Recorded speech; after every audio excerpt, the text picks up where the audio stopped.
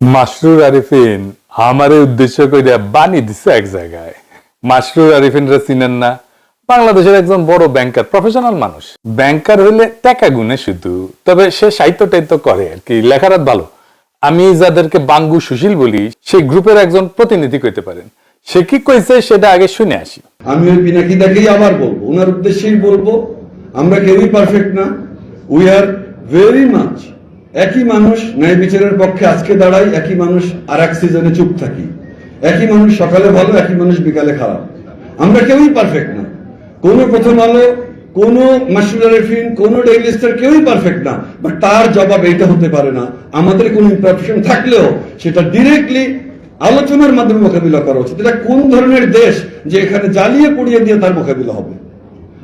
আমার ওইটাই একটা কথা, যে যে আমরা উচিত একটা টলারেন্ট সোসাইটি তৈরি করা, যে সোসাইটিতে ইউ আর স্টিল রেসপেক্টেড। আমি উনাকে বলছি, উনি দাবি করেছেন, উনি করেননি, বাট আমি উনাকেই বলছি, we want a tolerant society যেখানে we are all respected and we are tolerated even when I strongly disagree with you and even when I actually don't like you. শুনেছেন তো? আচ্ছা মাসরুর, আপনি তো লেখাপড়া জানা মানুষ, সাকসেসফুল বিজনেস লিডার, সংবেদনশীল, তাছাড়া তো আর লেখালেখির বুদ্ধ থাকতো না। তো আপনি তো ভাই রাষ্ট্র সমাজের সংকটটাই বুঝেন না। কেমনে একটা পলিটিক্যাল সিচুয়েশনকে বুঝতে হয়, নেভিগেট করতে হয়, সেটা তো ভাই আপনার জানা নাই। আপনার কথা শুনে মনে হইতেছে পিনাকি ভট্টাচার্য মরে গেলে দেশ সুস্থির হইতো। কিছু বেকুব মনে করতো যে হাসিনা মরলে ফ্যাসিবাদের পতন হবে, ওই রকম আর কি। আপনি তো রুট কজ অ্যানালাইসিস বুঝেন, কেমনে করতে হয় জানেন। প্রথম আলো ডেইলি স্টার কেন হামলার শিকার হইলো বলেন তো? আপনি করতে পারেন কিনা বলতে পারবেন? ওইটা আপনি করলে আপনি এই বক্তৃতা দিতেন না, বা জানেন কিন্তু বলবেন না, অন্য কথা বলবেন। এটা ভণ্ডামি, হিপোক্রেসি। আমি আজকে আপনারা দেখাই দিব কেন এটা হইল। মাহবুজা নাম দেখতে পায় না, তার অপরাধটা কি? এইভাবে সর্বপ্রথমবারের মতন প্রথম আলো ডেইলি স্টার অফিসে আগুন জ্বালালো কেন? কেন? আমরা কি অপরাধ করলাম? হাসিনাও দেখতে পায় না, তার অপরাধটা কি? অন্যভাবে দেশবাসীর কাছে আমি বিচার চাই, কি অপরাধটা কি করেছি। কিন্তু আপনি যদি প্রবলেমটা আসলে ফিক্স করতে চান, তাইলে আপনাকে রুট কজ অ্যানালাইসিস করে একটা সলিউশন, সমাধানের রাস্তা বের করতে হবে। আপনি যেহেতু ইন্টেলিজেন্ট, বেকুব এবং মাথা মোটা না, আপনার যেহেতু পার্সোনাল স্টেক নাই এই ঘটনায়, আমার আলোচনাটা মন দিয়ে শোনেন, তারপরে পাইলে বেকুব গুলোরে বুঝেন। আমারে বুঝানোর দরকার নেই আপনার। আমি রাষ্ট্রটাকে ঠিক করতে চাই এবং আমি জানি কেমনে ঠিক করা যায়। আমি রাষ্ট্রকে ভাঙতে চাই না, শক্তিশালী করতে চাই, দুর্বল করতে চাই না। যারা মানব বন্ধন করতেছেন, প্রতিবাদ করতেছেন, রাষ্ট্রটা আপনাদের হাতেই ছিল, এখন আপনাদের হাতেই আছে। তা আপনারা তো এই রাষ্ট্র বানাইছেন, না বুঝেছেন রাষ্ট্র, না বুঝেছেন জনমানুষ সার্বভৌম ইচ্ছা, না বুঝেছেন রাষ্ট্রের মধ্যে থাকা কন্ট্রাডিকশন গুলা। আপনারা তো সত্যিকার অর্থে রাষ্ট্র বানানোর চেষ্টায় নাই। কারণ আপনারা কেউ, আমি দায়িত্ব নিয়ে বলতেছি, কেউ না, যারা এলিট আছেন রাষ্ট্রটা বুঝেন না। কিছু মনে করেন না, এটাই সত্য। আসেন আজকে একটা একটা করে বুঝাই দিই, এই বিষয়ে কিছু জিনিস বুঝাই দিই। আমি আশা করি ছাত্রদের, তরুণদের, রাজনৈতিক দলের নেতারাও শুনবে আর বুঝার চেষ্টা করবে, আর আমার দর্শকেরা তো বুঝবেনি। আসেন আল্লাহর নামে শুরু করি। প্রথম আলো ডেইলি স্টারের অপরাধটা কি সেটা আমরা শহীদ হাদির বক্তব্য শুই না, তারপরে আলাপে ঢুকবো। আগে শোনেন হাদির বক্তব্য। প্রথম আলো কথাটা বলা খুব ক্রাইসিস আমাদের জন্য। এরপর এটুকুন বলি, দেখেন আমরা অনেকে প্রথম আলোকে শুধু একটা পত্রিকা মনে করি, এইটা আমাদের দেখবার ভুল। প্রথম আলো হলো বাংলাদেশে এমন একটি প্রতিষ্ঠান, এমন একটি এজেন্সি, যে একটা প্যারালাল রাষ্ট্র। আবার বলছি, প্রথম আলো একটা প্যারালাল রাষ্ট্র। এই কারণে একটা রাষ্ট্রের যেরকম অনেকগুলো উইং থাকে, যে উইং গুলো তাকে ফাংশন করে, প্রথম আলোর এমন কোনো উইং নাই যে উইং সে মেনটেন করে না। পত্রিকা এটা তার একটা ভার্সন, কিন্তু আপনি দেখেন না, এই পুরো গত 15-17 বছরে ফ্যাসিবাদের বয়ান নির্মাণে সব থেকে যে ন্যারেটিভ নির্মাণে যে সাহায্য করেছে এলিট ওয়েতে, সেটা প্রথম আলো। 101টা প্রমাণ দিতে পারবো সামনে বসে, এখন আমাকে সময় দিলে একদম তার কোটা আমার ফোনে আছে, আমার ফোনে সব, যে সে কি রিপোর্ট করেছে সবগুলো আছে। কিন্তু আপনি ভাবেন, হওয়ার কথা ছিল কি, এখন তো সে ভয়ে থাকার কথা, অ্যাটলিস্ট সে তার এই যে ফ্যাসিবাদের সে নির্মাণ। আপনি ভাবেন, তারা খালেদা জিয়াকে নিয়ে নিউজ করেছে, এই আজকেও দেখলাম যে বসুন্ধরার কাছে খালেদা জিয়ার কনসেন্ট নিয়ে 100 কোটি টাকা চেয়েছে তারেক রহমান, হেডলাইন। এখন এই যে বিএনপিকে ভিলেনাইজ করে তোলা, এইটা কি আসলে বিএনপি করেছে, অথবা বিএনপি এটার বিরুদ্ধে মামলা করেছে? মামলা কিন্তু করে নাই। এখন এরকম একটা তো কথা আমি আপনাকে শুধু কেন বললাম, আপনি প্রথম আলোকে বুঝতে হলে আমি অনেক আগে একটা টকশোতে একটা শব্দ ব্যবহার করেছিলাম, আজকে আবার বলি, এটা হলো প্রথম আলো সিনড্রোম। প্রথম আলো সিনড্রোম হলো, আপনি ভাবেন সে সরকার পড়ে যাবার পরে গত 2 বছর আগে সম্ভবত আর 21 বা 22-এ প্রথম আলো তার প্রথম পেজে শেখ হাসিনার জন্মদিন উপলক্ষে, যদিও ওটা স্পন্সর ছিল, সম্ভবত বিজ্ঞাপন ছিল, তার জন্মদিনের শুভেচ্ছা চেপেছে 1 পৃষ্ঠা জুড়ে। এইটা কি কোনোদিন আপনি বুঝাতে পারবেন এটা যদি খালেদা জিয়ার হইতো তো এটা সে ছাপতো? এটা তার একটা ব্যাখ্যা দাঁড় করায়, এটা নিয়ে আমরা কথা বলবো না। দেখেন সে কি ছাপবে কি ছাপবে না, সে কাকে ভালো বলবে কাকে ভালো বলবে বলবে না, এইটা নিয়ে আমাদের কোনো কথা থাকতে পারে না, কারণ প্রত্যেকটা মিডিয়া এজেন্সি নিজস্ব ন্যারেটিভ থাকে এবং তার স্বাধীনতা আছে কি বল। কিন্তু তার যেটা স্বাধীনতা নাই, একজন নিরপরাধী মানুষকে জঙ্গি বলে তার জীবনকে শেষ করে দেয়ার। তার স্বাধীনতা নাই যে যে অপরাধ করে নাই সেই অপরাধ হিসেবে তাকে ন্যারেটিভ নির্মাণ করে তাকে অপরাধী হিসেবে জীবন ধ্বংস করে দেয়ার। প্রথম আলো কোন নিউজ কভার করবে কোন নিউজ কভার করবে এটা নিয়ে আমার কোনো কথা বলার থাকতে পারে না, কারণ এটা তার প্রাইভেট পলিসি, যে তার পলিসি নিজের মতো নির্মাণ করবে। কিন্তু আমার কথা হলো, যে জঙ্গিবাদে সংশ্লিষ্ট ছিল না, আপনি তাকে জঙ্গি বলে বলে বলে বলে বলে বলে একটা ঘটনা আজকে বলি, এখানে আমি শেষ করি শুধু একটা। আমাকে গতকালকে শাপলা চত্বরে শহীদ হয়েছেন বুয়েটের শিক্ষার্থী রিহান, তাকে নিয়ে পরশু বুয়েটের সিএসসি ডিপার্টমেন্টে শোক সভা এবং দোয়া মাহফিল হয়েছে, সেখানে আমি ছিলাম। তার বোন এখন নর্থ সাউথের টিচার। আমাকে তার বোন গতকাল রাতে 2টো লিঙ্ক পাঠিয়েছেন প্রথম আলো। সেটা হলো 2013-তে শাপলা চত্বরে যে শহীদ রেহান মারা গেলেন, মানে শহীদ হলেন, তাকে হত্যা করা হলো, সেই সময় প্রথম আলো কি নিউজ করেছে সেই লিঙ্কটা। আর গতকালকে তার মা এবং তার বোন ইন্টারন্যাশনাল যে নতুন ট্রাইব্যুনাল গঠিত হয়েছে এই করার জন্য, সেখানে তারা নালিশ নিয়ে গেছে এইটার বিচারের জন্য, সেইটাও তারা নিউজ করেছে। দেখেন রেহানের মা বলছে বক্তব্যে, যেটা সকল টিভিতে এসেছে, আমাদের কাছেও আছে, রেহানের মা বলছে আমার ছেলে 5 তারিখের আগে যে আন্দোলন হয়েছে হেফাজতের, সেইটার প্রতি সংহতি জানাতে গিয়ে সে আগেও গিয়েছে, তাকে রামদা দিয়ে কোপ দেওয়া হয়েছে, সেই জখম হাত নিয়ে সে বুয়েটে এসেছে। তার বন্ধুরা বলেছে 5 তারিখ এই জনতার আন্দোলনে অংশগ্রহণ করতে গিয়ে তারপরে সে আবার হত্যাকাণ্ডের শিকার হয়েছে। একবারও সে বলে নাই যে আমার ছেলে এই আন্দোলন দেখতে গিয়েছিল, সে অ্যাডভেঞ্চারাস ছিল, সে মারামারি দেখতে গিয়েছিল, তারপরে মারা গিয়েছিল। সে বলেছে আমার ছেলে এই আন্দোলনের প্রথম থেকে ছিল, তারপরে সে আবার আন্দোলনে গেছে এবং সে শহীদ হয়েছে। 2013 তারিখের 6 মে প্রথম আলো নিউজ করেছে, যেহেতু এটা বুয়েটের ব্যাপার, এটা যদি লেখে বুয়েটের কেউ আন্দোলনে শরিক হয় তাহলে খুবই এলিটপনা নষ্ট হয়ে যায়, সুশীলপনা শাহবাগীপনা। প্রথম আলো নিউজ করেছে তার মা নাকি বলেছে যে আমার ছেলে খুবই অ্যাডভেঞ্চার প্রিয়, তাই সে সেখানে দেখতে গেছে যে ওখানে মারামারিটা কি হচ্ছে, এরপরে সে গুলি লেগে নিহত হয়েছে। অথচ রেহানের মা সেদিনও বলেছে আমার ছেলে অ্যাডভেঞ্চার প্রিয়, কিন্তু আমার ছেলে সেটা দেখতে চায় না, আমার ছেলে সে আন্দোলনে গেছে এবং সে শহীদ হয়েছে। আপনি ভাবেন তাহলে সেই তার মায়ের বক্তব্য যে সে মিথ্যা করেছে, সে কি সরি বলেছে, সে কি ক্ষমা চেয়েছে? শুনলেন তো, এই কম বয়সী ছেলেটা কি ক্ল্যারিটি নিয়ে, কি পরিচ্ছন্নতা নিয়ে, কি স্বচ্ছতা নিয়ে কথাগুলো বলতেছিল। আমি জানি বক্তব্যের পরে আপনারা সুশীলেরা আপনারা এটা বুঝবেন না যে প্রথম আলোর অপরাধটা কি। আরো খুলে বলি, ভালো হয়েছে সবাই আমার পাঠক দর্শকেরা ছাত্ররা এইটা খুঁটিনাটি বুঝতে পারবে, তাতে এই এলিটদের ভণ্ডামিটাও পাশাপাশি বুঝে যাবে। একটা কার্যকর রাষ্ট্র, একটা সমাজ গড়তে প্রথমে কোন জিনিসটা লাগবে বলেন তো? একটা জিনিস লাগবেই, ওইটা ছাড়া আপনি সমাজ বা রাষ্ট্র গড়তে পারবেন না, গড়লেও টিকাইতে পারবেন না, পারবেনই না। আপনি যত মানব বন্ধন করেন, যত দমন পীড়ন করেন, যত সুশীল কথা বলেন, যত দার্শনিক কথা বলেন, যত লেখাপড়া করেন, যত সমৃদ্ধি আনেন, আপনি রাষ্ট্র করতে পারবেন না। সেটা কি কি না থাকলে রাষ্ট্র করা যাবে না, সেটা হইতেছে ইনসাফ। ইনসাফ, ন্যায়ের ধারণা। সমাজ বা রাষ্ট্র যদি ইনসাফ কায়েম করতে না পারে, সে সমাজ টিকে না, সে রাষ্ট্র টিকে না। তাহলে ইনসাফ কায়েম হয় কিভাবে সমাজে বা রাষ্ট্রে?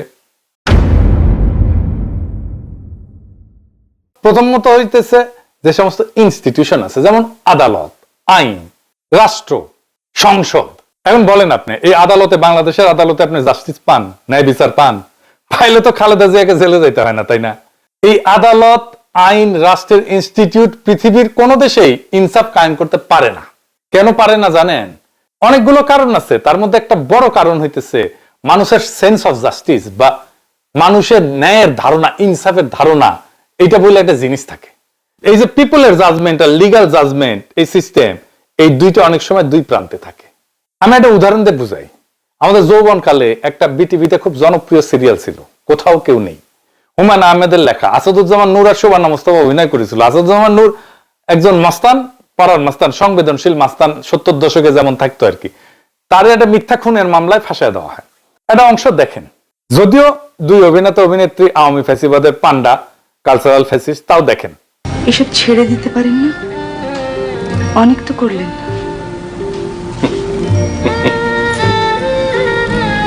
হাসছেন কেন? ছেড়ে দিতে ইচ্ছা করে, মাঝে মধ্যে খুব ভদ্রলোক হইতে ইচ্ছা করে, খুব আফসোস হয়। মনে হয় ভদ্রলোক হইতে পারলে তুমি হয়তো আমার সঙ্গে কঠিন ব্যবহার করতে না, তাহলে হয়তো এটা পার্কে তোমাকে নিয়ে আমি হাঁটতে পারতাম। আজ আপনার কি হয়েছে বাকের ভাই? কিছু হয় নাই। আচ্ছা আমি যাই। আসাদুজ্জামান নূরের ক্যারেক্টারের নাম ছিল বাকের ভাই। এই বাকের ভাইয়ের ফাঁসি দেয় আদালত। টিভি নাটক, বাস্তবের ঘটনা না কিন্তু। কিন্তু নজিরবিহীন ভাবে মানুষ রাস্তায় নেমে আসে, ভাঙচুর শুরু হয়, পুলিশ মোতায়েন করতে হয়। হুমায়ুন আহমেদকে হুমকি দেওয়া হয় যেন বাকের ভাইকে ফাঁসি দেওয়া না হয়, পর্দায়, টিভিতে। আচ্ছা, এবার মাসরুর আরেফিন, আপনি বলেন তো, পর্দার একজন ফিকশনাল ক্যারেক্টার, এইটার জন্য এইভাবে মানুষ রাস্তায় নেমে আসছিল কেন? বলতে পারবেন? আমি জানি বলতে পারবেন না। বলবেন আবেগ টাবেগ ইত্যাদি মেলা কিছু, নস্টালজিয়া। এইখানে মানুষের সেন্স অফ জাস্টিস আক্রান্ত হয়েছিল, ন্যায়ের ধারণা, ইনসাফের ধারণা আক্রান্ত হয়েছিল। মানুষ মনে করছিল আরে এটা তো বেইনসাফি, তাই টেলিভিশনে হইলেও সেটা ঠেকাইতে গেছিল। আবেগে না, নস্টালজিয়ায় না, এটা একটা কালেকটিভ মরাল শক ছিল তার জন্য। আপনি দেখবেন যে গাড়িতে, মানে পাবলিক ট্রান্সপোর্টে, ও এসি গাড়িতে না, এই সাধারণ গাড়িতে, রিক্সায় পিছনে অশুদ্ধ বাংলায় লেখা থাকে, মানুষের বিবেকের আদালতই মানুষের সর্বোচ্চ আদালত। ওরা গভীর দার্শনিক আলাপকে খুব সহজভাবে এইভাবে লিখে, বুঝতে পারছেন? তো কেন আপনার ইনস্টিটিউশনাল আদালত, আইন, এই যে পিপলের জাস্টিস বা ন্যায়ের ধারণাকে রিফ্লেক্ট করতে পারে না, এটাকে ধারণ করতে পারে না? জানেন এটা কেন পারে না? এই জন্যই গান লিখতে হয়, বিচারপতি তোমার বিচার করবে যারা আজ জেগেছে সেই জন্য। গান গাওয়ার জন্য তো দিওয়ানা হয়ে যান আপনারা, কিন্তু গান কোন দার্শনিক জমিনে জন্ম নিয়েছে সেটার হদিশ কখনো রাখেন না। এটাই আফসোস। আসেন আমরা বুঝি যে কেন এই যে লিগ্যাল সিস্টেম, এইটা রিফ্লেক্ট করতে পারে না জনমানুষের ন্যায়ের ধারণাকে। প্রথম কারণ হইতেছে আইন তো পুরনো হয়ে যায়, তাই না? ধরেন শ্রম আইন 2006 সালে, বাংলাদেশের শ্রম আইন যেটা 2006, এটা প্রণীত হয় 2006 সালে। তারপরে 2013-তে একবার সংশোধন হয়, 2018-তে একবার সংশোধন হয়, 2023-এ একবার সংশোধন হয়। কারণ মানুষের সেন্স অফ জাস্টিস পরিবর্তিত হয়, মানুষের ন্যায়ের ধারণা পরিবর্তিত হয়। একটা বাস্তব উদাহরণ দিই। বাংলাদেশ স্বাধীন হওয়ার পরে 20 বছর পর্যন্ত তো আমাদের কারো কোনো সমস্যা হয় নাই এটা মাইনে নিতে যে নির্বাচিত সরকারি সংসদ নির্বাচন অনুষ্ঠিত করবে, সিটিং গভর্নমেন্ট। কিন্তু এখন আমরা কেউই মনে করি না যে নির্বাচিত সরকার, সিটিং গভর্নমেন্ট, এটা অবাধ নিরপেক্ষ নির্বাচন অনুষ্ঠিত করতে পারে। সেই জন্য আসলে তত্ত্বাবধায়ক সরকারের আইন, বুঝলেন তো? আমাদের ইনসাফের ধারণা, ন্যায়ের ধারণা পরিবর্তিত হয়ে গেছে। তাই আমাদের আইনি ব্যবস্থাকে মানুষের মধ্যে থাকা যে ইনসাফের ধারণা, এইটার কাছাকাছি নিয়ে আসতে হয় সব সময়। মানুষের ইনসাফের ধারণা পাল্টায়, বদলায়, আমাদের আইনি কাঠামোকে তার কাছাকাছি নিয়ে আসতে হয় ক্রমাগত। কিভাবে রাষ্ট্র এই কাজটা করে জটিল মনে হইতেছে না? জটিল মনে হবে না, সব চালায় বুঝে যাবেন। সব রাষ্ট্র না, কিছু রাষ্ট্র এই কাজটা করে, আইনি কাঠামোকে মানুষের ন্যায়ের ধারণার কাছাকাছি নিয়ে আসে। কিভাবে? 3 ভাবে করে। প্রথম ভাবে হচ্ছে সংসদে আইন বানায়। সংসদের একমাত্র কাজ হচ্ছে আইন বানানো, যেন মানুষের মধ্যে থাকা ইনসাফের ধারণা এই নতুন আইনের মধ্যে থাকে। আইন বানানো ছাড়া সংসদের আর কোনো কাজ নাই। এই জন্যই আমরা ভোটে নির্বাচিত সংসদ সদস্যকে দিয়ে আইন বানাই, আইনের পিএইচডিকে দিয়ে আইন বানাই না। বুঝা গেল? মানে সংসদ এটা খুবই গুরুত্বপূর্ণ প্রতিষ্ঠান সমাজে ইনসাফ কায়েম রাখার জন্য। কিন্তু এই নির্বাচনে দেখেন কি বলতেছে সবাই। বিএনপি বলতেছে এই দেব, ওই দেব, সেই দেব, ফ্যামিলি কার্ড দেবো, রাস্তা বানাই দেবো, কালভার্ট বানাবো, চাকরি দেবো। কিন্তু মূল যে কাজ, সমাজে ইনসাফ কায়েম করবো, এটা ধারে কাজ দেওয়া যায় না কেউ। এই যে আমরা ভোট দিতে পারি নাই হাসিনার আমলে, সেই জন্য আমাদের সমাজের ভেতরে যে ইনসাফের ধারণা, সেইটার কোন ইনস্টিটিউটের ভেতরে আর হাজির নাই। সেই জন্য ভোটে দিতে কারচুপি বন্ধ করা, এটা শুধু অবাধ নির্বাচনের জন্য দরকার না, সমাজে ইনসাফের ধারণা যেন কলুষিত না হয়, সেজন্য দরকারি কারচুপি যেন বন্ধ হয়, নির্বাচনে ফেয়ার যেন হয় ইলেকশনটা। এখন ধরেন আইন বানাইতে তো টাইম লাগে, তো এই টাইমের মধ্যে আমি কিভাবে চেষ্টা করব যে সমাজের ইনসাফের ধারণাকে আইন এবং বিচারের মধ্যে প্রতিফলিত করতে?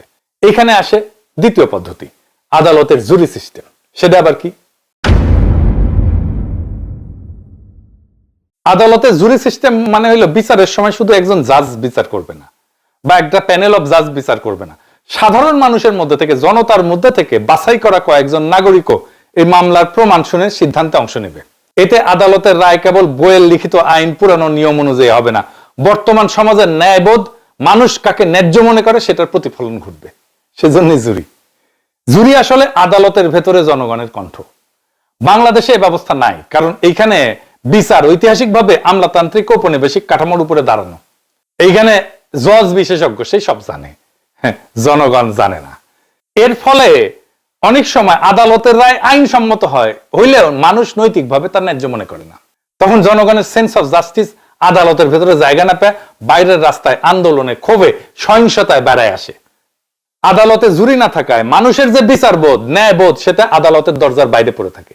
আর সেই দরজার বাইরে জমে থাকা ক্ষোভই সমাজে অস্থিরতা তৈরি করে।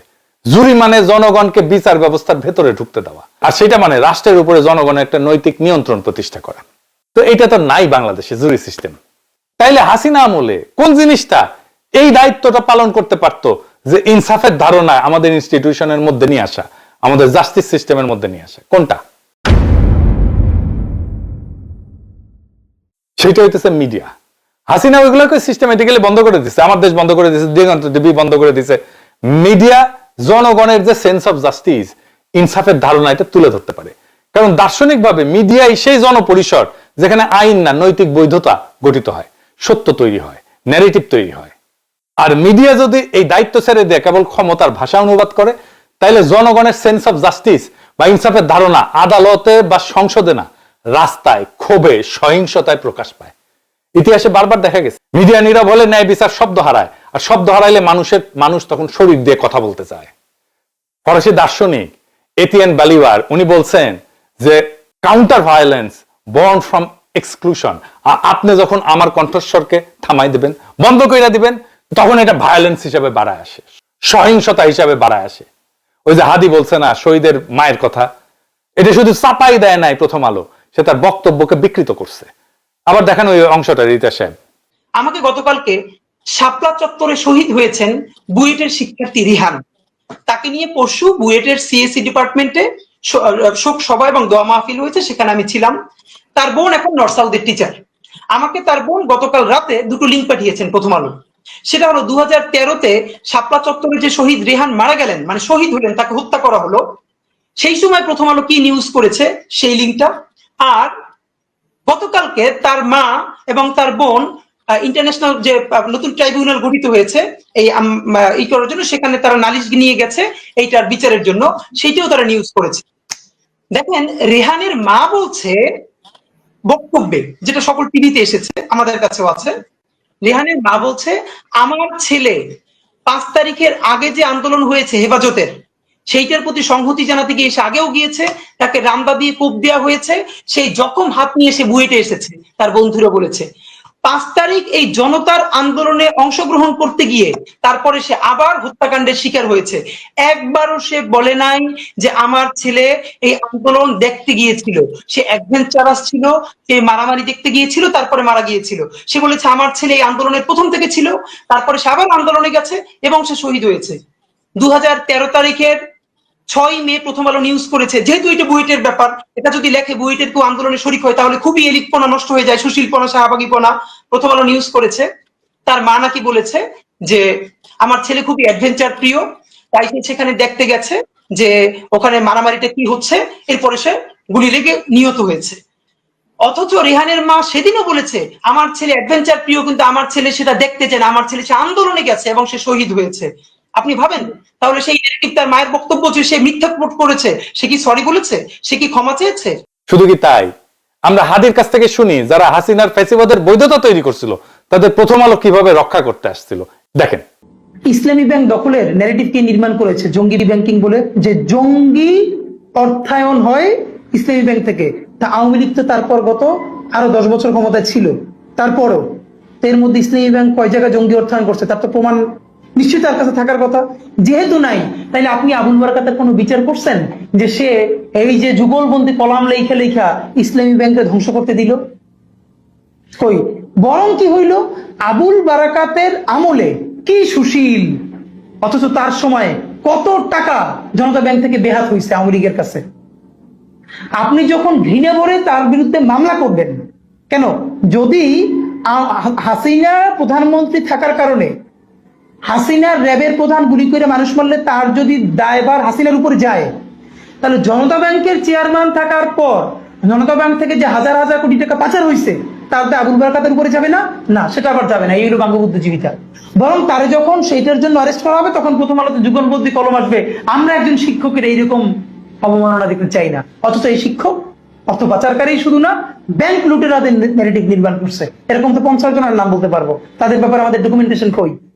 তো বাংলাদেশের জনগণের ভোটের অধিকার নাই, কথা বলার অধিকার নাই, জুরি সিস্টেম নাই, কিন্তু মিডিয়া সেই ফাংশনটা নিতে পারতো, নেয় নাই। শুধু যে নেয় নাই তাই না, তারা ফ্যাসিবাদের পক্ষে দাঁড়াইছে।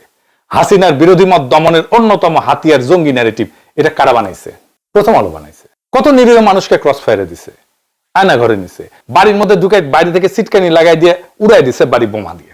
কোন হিসাব আছে?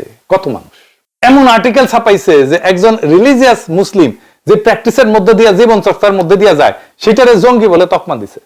আপনার সন্তান জঙ্গি হচ্ছে না তো? পড়ে দেখেন, আপনি দেখবেন একজন রিলিজিয়াস মুসলিম যা যা প্র্যাকটিস করে সেটাকে জঙ্গি হিসেবে ট্যাগ দিছে এখানে। সাহেব দেখেন, জঙ্গি হিসেবে তাদের কত কত কতগুলো লেখা লিখছে, কত দেখেন, একটার পর একটা দেখান। দেখাইতে গেলে আজকের এপিসোড আর শেষ হবে না। তাই জাস্টিস সিস্টেম বা আইন আদালত আর জনগণের সেন্স অফ জাস্টিস, এই দুইটার মধ্যে দেয়া নেয়া বা সার্কুলেশন বন্ধ হইলে জনরোষ জন্মায়। এই জনরোষ সিস্টেম ফেলিয়ারের বাই প্রোডাক্ট। জনগণ বিশৃঙ্খলা করতে চায় না, জনগণের এজেন্ডা না এটা, সে শান্তি চায়। বিশৃঙ্খলা আসে যখন তার এজেন্ডায়, তার কথায় কেউ কর্ণপাত করে না। বিপ্লবের পরে প্রথম আলোতে গিয়া ছাত্র উপদেষ্টারা বই প্রকাশ করলো, প্রোগ্রাম করলো, জনগণ বিস্ময়ের সাথে লক্ষ্য করলো যাদের এই ফ্যাসিবাদ কায়েমের জন্য জেলে নেওয়া দরকার ছিল, জবাবদিহিতার মধ্যে আনার দরকার ছিল, তারাই ম্যানেজ করে ফেললো বিপ্লবের মধ্যে থেকে তৈরি হওয়া ক্ষমতাকে। কি তামাশা! 1971-এর ক্ষত যেমন মেরামত করতে হবে, ঠিক একইভাবে হাসিনার দীর্ঘ শাসন আর 24-এর ক্ষত নিরাময় করতে হবে। এইটা যে ক্ষত, সেটাই তো স্বীকার করে না। প্রথম আলো ডেইলি স্টার জিন্দেগিতে ক্ষমা চাইছে যে আমরা 111 করছি, বিদেশি 2 রাষ্ট্রের সাথে গুটু কইরা। এটা তো রাষ্ট্রদ্রোহ। রাষ্ট্রদ্রোহ ইন্ডিয়া আর আমেরিকার সাথে গুটু কইরা 111 করছে, তার সাথে আর্মি। প্রথম আলো ডেইলি স্টার করছে, কোনোদিন মাপ চাইছে? মাপ চাই নাই। কোনোদিন বলছে যে আমরা হাসিনা শাসনের বৈধতা উৎপাদন করছি? প্রফেসর ইউনূস মিডিয়া সংস্কারের কমিশনের প্রধান যারা বানাইলেন, সেই প্রথম আলোর সাথে সংশ্লিষ্ট। আপনারা মাইরা পিঠে ঠান্ডা করে দিতে পারবেন হয়তো, সাময়িক। এই ক্ষোভ ছাইচাপা আগুনের মতো থাকবে। এখন আমরা কইতে পারেন সলিউশন কি? আমি সলিউশন কয়ে দেব না, প্রচুর সলিউশন কইছি, কেউ কানে নেয় না কথা। আমার সলিউশন আপনি নিবেনও না। নিজেকে আগে প্রশ্ন করেন, প্রশ্ন করে দেখেন আপনি আসলে এই অবস্থার অবসান চান কিনা। অবসান চাইলে আগের কোন সিস্টেম এটা সলভ করতে পারবেন না। আপনারা অনেক কিছু করতে পারবেন, কিন্তু এটা ভুলেন না আন্তর্জাতিক মিডিয়া আপনাদের প্রো ইন্ডিয়া বলে। এইটা সব দেখা দেন কোথায় প্রো ইন্ডিয়া লিখেছে। আমি এটা বুঝি না কেন প্রথম আলো ডেইলি স্টারের মালিক পক্ষ মাহফুজা নাম আর মতিউর রহমানের কর্তৃত্বের উপরে, তাদের উইজডমের উপরে ভরসা করতেছে। এই জন্যই পাবলিক ওয়াচ লাগে। এটা যদি শেয়ার মার্কেটে শেয়ার টেয়ার থাকলো না, শেয়ার হোল্ডাররা ক্যাক করে ধরলো না।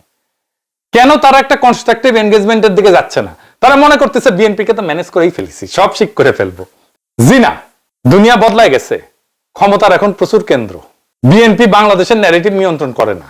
এটা যতদিন আপনারা ঝুলাই রাখবেন ততদিন আপনাদের সমস্যার সমাধান জটিল থেকে জটিলতর হবে। বাংলাদেশের সমস্যা বিশৃঙ্খলা না, বাংলাদেশের সমস্যা জনতা না, বাংলাদেশের সমস্যা অপরাজনীতিও না। বাংলাদেশের সমস্যা হলো রাষ্ট্র এবং জনগণের ন্যায়বোধের মধ্যে সার্কুলেশন বন্ধ হয়ে যাওয়া। যে রাষ্ট্র জনগণের ইনসাফের ধারণাকে আইনে ঢুকতে দেয় না, আদালতে শুনতে দেয় না, ভোটে আপডেট হইতে দেয় না, আর মিডিয়ায় উচ্চারিত হইতে দেয় না, সেই রাষ্ট্র একদিন আবিষ্কার করে মানুষ আইন দিয়া কথা বলে না, মানুষ তখন শরীর দিয়া কথা বলে। এই জন্যই রাস্তায় আগুন লাগে, এই জন্যই জনরোষ জন্মায়, এই জন্যই সুশীল ভদ্র বিশ্লেষণ, পুতু পুতু কথা, এগুলো কোনোটাই কাজে লাগে না। কারণ জনগণের জন্য তো জনরোষ কোনো এজেন্ডা না, এটা সিস্টেম ফেলিয়ারের বাই প্রোডাক্ট। আপনারা যারা মনে করেন কিছু মানুষকে চুপ করাইলে, কিছু মানুষকে মেরে ফেললে হাদির মতো, কিছু নেতা সরাই দিলে, কিছু ক্ষমতার সাথে সিস্টেম করে ঘুটু করে আসলে রাষ্ট্র সুস্থ হবে, সুস্থির হবে, আপনারা ভুল জায়গায় চিকিৎসা করতেছেন। রোগটা তো ব্যক্তির না, রোগটা মতেরও না, রোগটা দলেরও না, রোগটা হলো রাষ্ট্র জনগণের বিচার বোধকে, ন্যায় বোধকে রাষ্ট্রের ভিতরে ঢুকতে দেয় না। আর যে রাষ্ট্রে ইনসাফ কায়েম করতে পারে না, সে রাষ্ট্র যত উন্নয়ন করুক, যত সমৃদ্ধি করুক, যত মানব বন্ধন করুক, যত সুশীলতা দেখাক, সেটা টিকবে না। যত শক্তি দেখাক, টিকবে না। এটা হুমকি না, এটা ভবিষ্যৎবাণীও না, এটা ইতিহাসের নিয়ম। এখন প্রশ্ন একটাই, আপনারা কি সত্যি এই অবস্থার অবসান চান, নাকি শুধু আগুন নিবায় দমন পীড়ন কইরা, কিছু গ্রেপ্তার টেপ্তার কইরা, ভয় টয় দেখায়া আগুনের আসল কারণটা আগলায় রাখতে চান? যদি মনে করেন যে এটা চূড়ান্ত ফয়সালা করতে হবে, তাহলে ইনসাফকে প্রতিষ্ঠা করতে হবে, সবকিছু ঠিক হয়ে যাবে। লিখে রাখতে পারেন, সেই ইনসাফ প্রতিষ্ঠার লড়াইয়ে বাংলাদেশ আছে, সেইটার সাথে সামিল হন, সব ঠিক হয়ে যাবে ইনশাল্লাহ। ইনকিলাব জিন্দাবাদ।